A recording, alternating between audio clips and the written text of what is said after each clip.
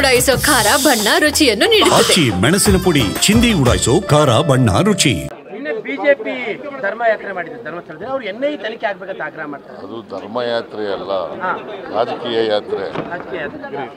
ಈಗ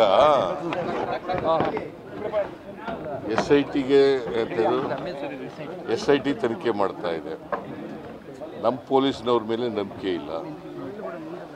NIA ಮಾಡಿ ಅಂತ ಹೇಳ್ತಾರೆ ಅಲ್ವಾ, ತನಿಖೆ ಮಾಡಿ ಅಂತ. ಇದು ತನಿಖೆ ನಡೀತಾ ಇರೋದು ಯಾವುದು? ಅವ್ರು ಕೇಳ್ತಾ ಇರೋದು ಯಾವುದು?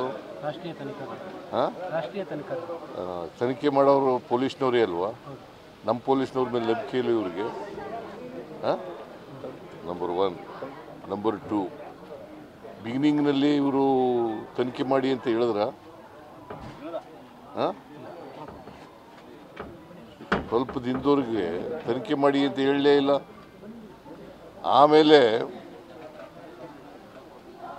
ಡೆಡ್ ಬಾಡಿ ಸಿಕ್ಕದೆ ಹೋದ್ಮೇಲೆ ಶುರು ಮಾಡಿದ್ರು ತನಿಖೆ ಮಾಡಿ ಅಂತ.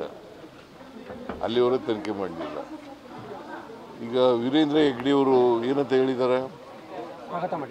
ಸ್ವಾಗತ ಮಾಡಿದ್ದಾರೆ. ಮತ್ತು ಇವರು ಏನು ಮಾಡೋದು? ಯಾರ ಮೇಲೆ ದೂರಿದೆ ಅವರೇ ಸ್ವಾಗತ ಮಾಡಿದ್ದಾರೆ. ಸತ್ಯ ಹೊರಗಡೆ ಬರಬೇಕು, ಸತ್ಯ ಗೊತ್ತಾಗಬೇಕು ಜನಗಳಿಗೆ.